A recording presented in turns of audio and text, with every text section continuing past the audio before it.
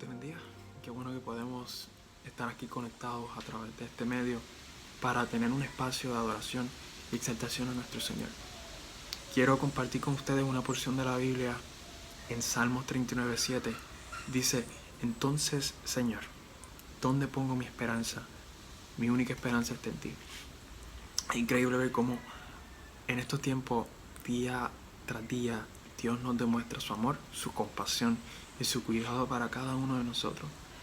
Y por parte nuestra, deberíamos recordarnos que tenemos un Dios que nunca nos ha dejado, siempre está ahí, y es un Dios todopoderoso, soberano, que tiene control sobre todas las cosas.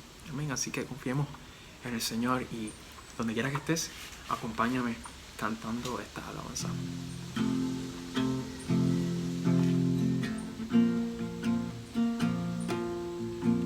El Dios que hizo los cielos y la tierra, con el poder de su palabra, reina con autoridad.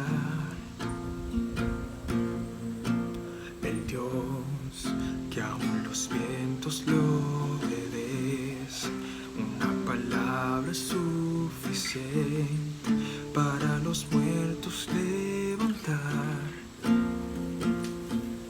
Nadie es como Él, oh gran yo soy. Tú eres el Dios que adoramos, todopoderoso y soberano, grande misericordia y poder para salvar.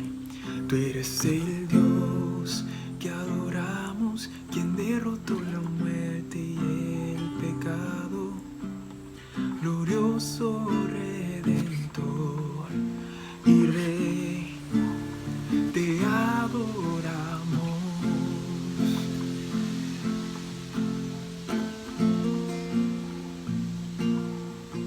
El Dios que descendió desde su trono para llevar sobre sus hombros nuestra culpa y transgresión. Jesús, exaltado sobre todo, nombre sobre todo nombre, solo en Él hay salvación. Nadie es como Él, oh gran yo soy.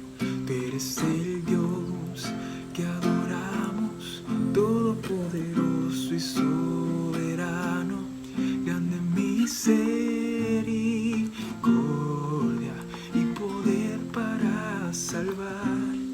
Tú eres el Dios que adoramos, quien derrotó la muerte y el pecado, glorioso Redentor y Rey, te adoramos.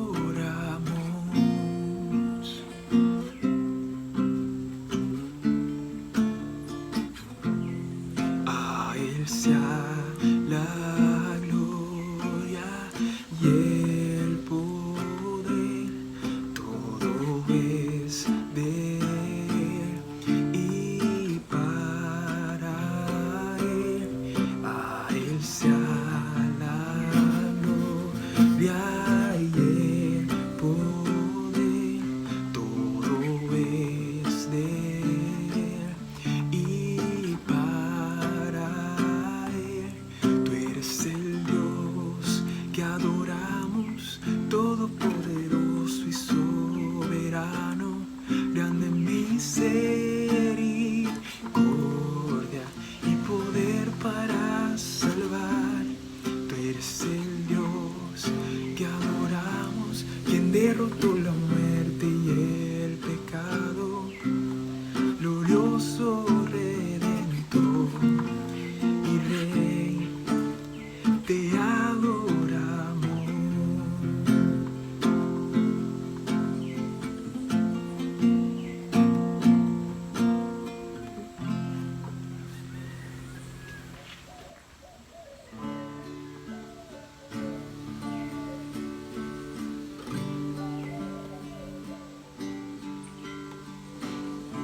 con humildad y sencillez a ti, Señor, me acercaré. Es por tu amor que soy feliz para decir todo mi corazón. Te amo a ti y no hay más que decir. Mi vida es la prueba de mi amor por ti.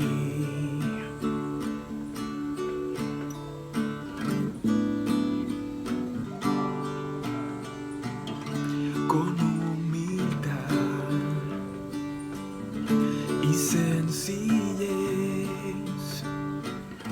a ti, Señor, me acercaré.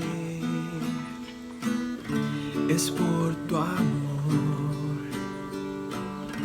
que soy feliz para decir con todo mi corazón. Te amo a ti y no hay más que decir. Mi vida es la prueba de mi amor. Te amo a ti y no hay más que decir. Mi vida es la prueba de mi amor por ti.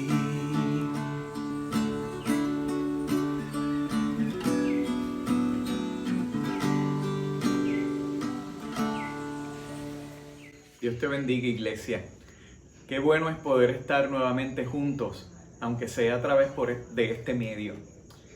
Quisiera que en esta hora fueras junto conmigo a la palabra del Señor y busques en tu Biblia Lucas, capítulo 24. Y yo quiero leer específicamente de ese relato de los discípulos que iban camino a Emaús. Yo quisiera leer los versículos 31 y 32. La palabra del Señor dice así: Entonces se le abrieron los ojos y los reconocieron, pero él desapareció. Se decía el uno al otro: ¿no ardía nuestro corazón mientras conversaba con nosotros en el camino y nos explicaba las Escrituras? Vamos a orar. Señor, te damos gracias por este tiempo que tú nos regalas. Gracias por tu palabra, porque a través de ella, oh Dios, podemos escuchar tu voz claramente.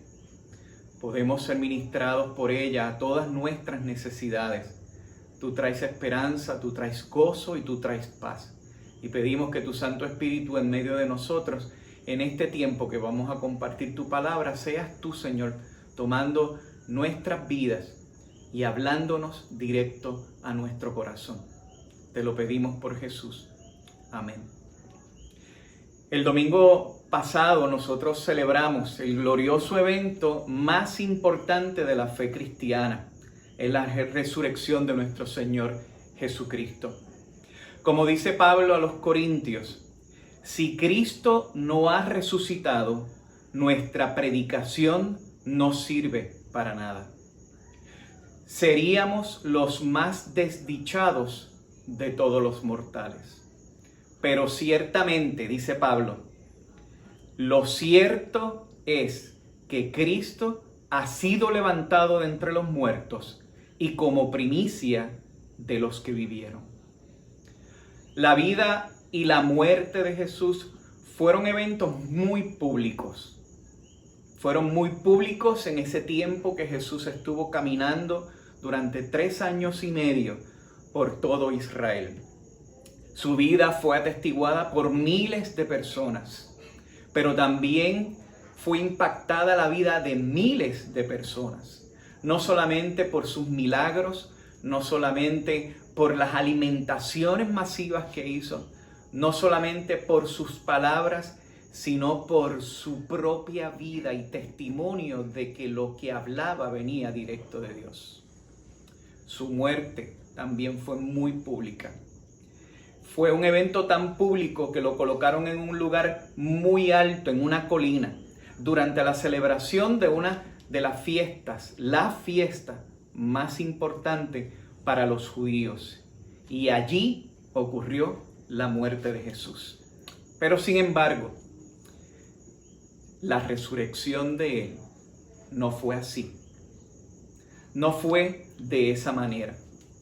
No fueron masivos los testigos que estaban esperando fuera de la tumba que Jesús saliera como Él lo había dicho.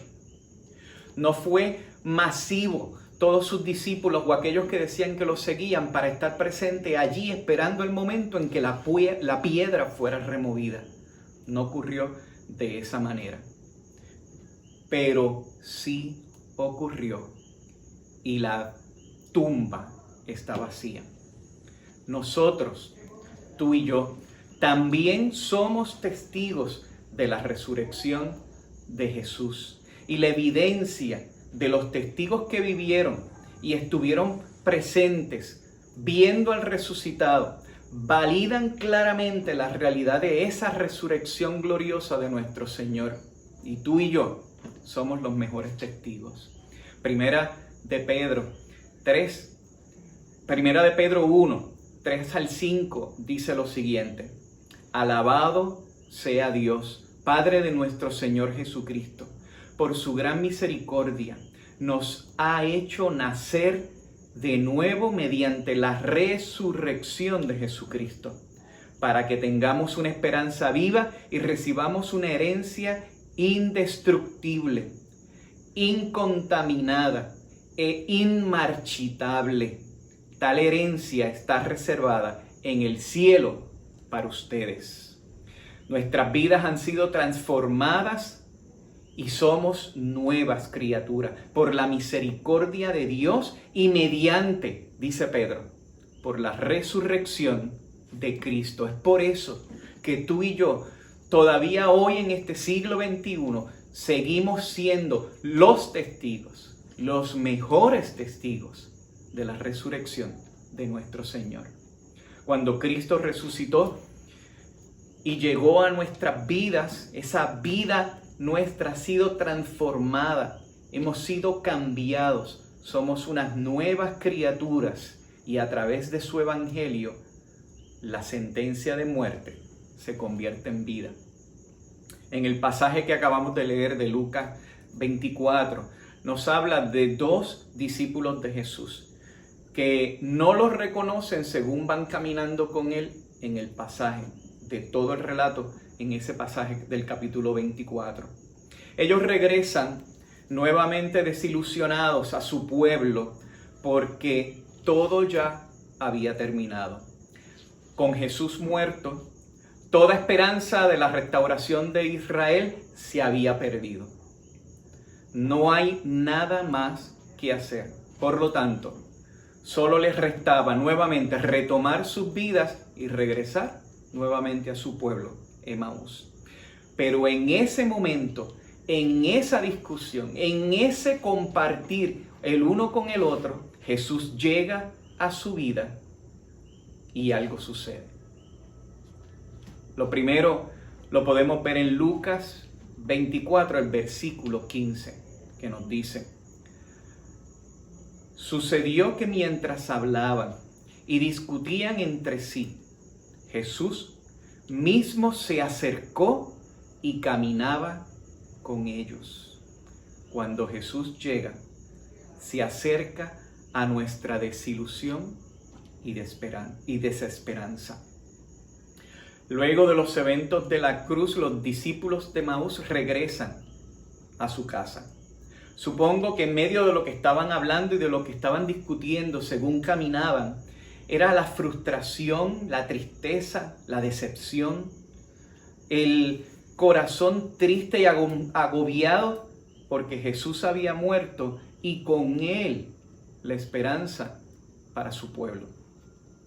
Pero Jesús, en medio de eso que estaba tal vez ocurriendo con esos discípulos, Jesús se acerca a ellos y las cosas comienzan a cambiar y las conversaciones comienzan a transformarse. Jesús también se acerca a tu desilusión y a tu desesperanza para recordarte de que Él venció la muerte y que la tumba está vacía. La tumba no lo pudo retener. Es por eso que Él puede transformar en esperanza lo que para nosotros es desesperanza. Él puede transformar la tristeza en alegría, porque Él venció la muerte. Él venció la tumba. En segundo lugar, vemos en el versículo 27 que nos dice: y comenzando desde Moisés y siguiendo por todos los profetas, les declaraba en todas las escrituras lo que de Él decían. Cuando Jesús llega, nos corrige y enseña a través de su palabra. A través de las escrituras, Jesús les declara a estos hombres todo sobre Él. Ya no era un concepto, ya no era una idea, ya no era una esperanza. A través de las escrituras, Jesús comienza a demostrarle claramente que Él era el cumplimiento de todo lo que se había escrito del Salvador de Israel. Él era el cumplimiento de la palabra. Pero ellos no lo podían ver. Tristemente, ellos no lo podían ver.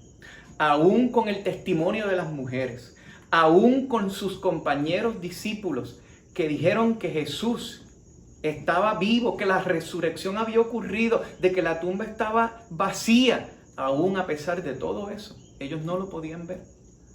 Y Jesús comienza a corregirles y enseñarles a través de su palabra, mostrándoles claramente de que todo tenía que ocurrir y que todo tenía que ser de esa manera porque era el cumplimiento de su palabra.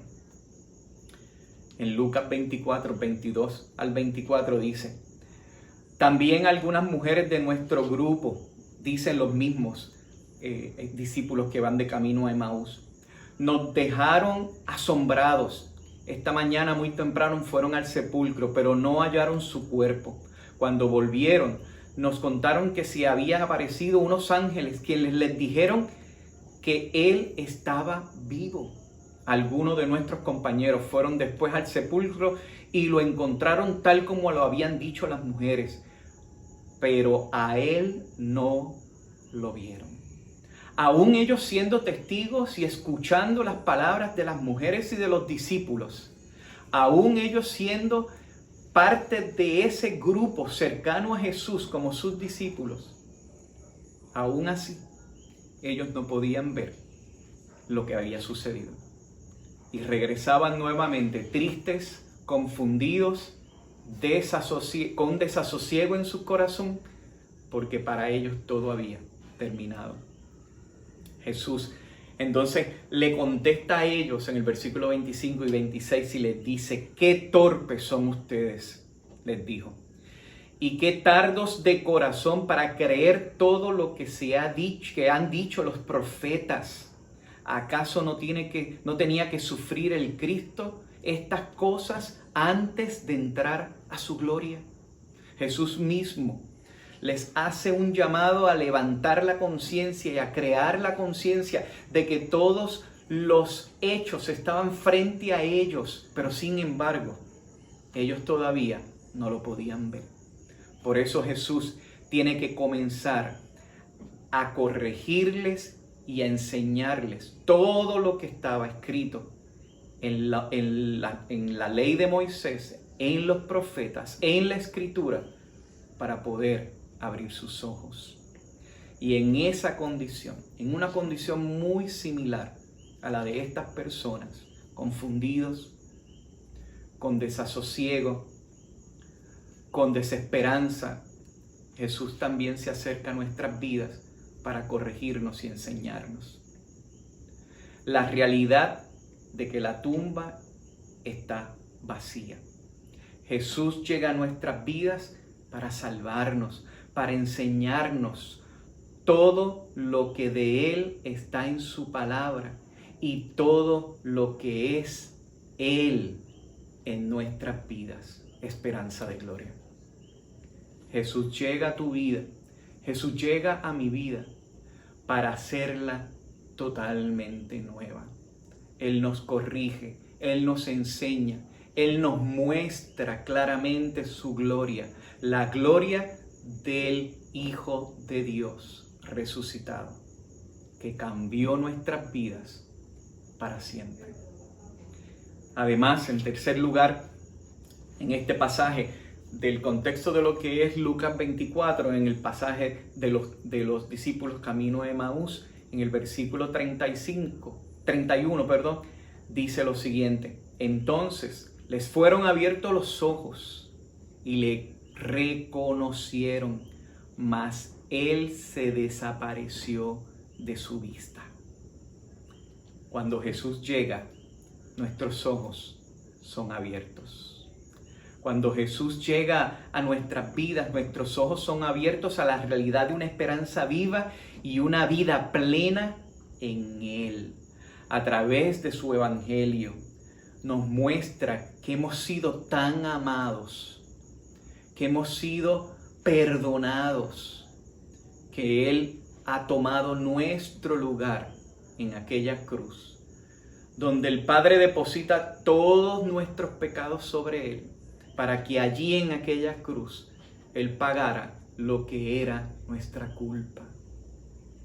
Y a través de su evangelio, nuestros ojos son abiertos. Y por último, en el versículo 33 y 34 nos dice: y levantándose a la misma hora, volvieron a Jerusalén y hallaron a los 11 reunidos y a los que estaban con ellos, que decían: ha resucitado el Señor verdaderamente y se ha aparecido a Simón. Cuando Jesús llega, tenemos la urgencia de proclamarlo. Decidieron estos hombres regresar nuevamente a Jerusalén. Esta vez no confundidos, no frustrados, no tristes, no desesperados. Esta vez, al contrario, llenos de esperanza, porque el Cristo muerto que habían dejado, ahora habían experimentado la realidad de su vida y había cambiado sus almas. Ahora ellos se convierten en los mensajeros de la resurrección de Jesús.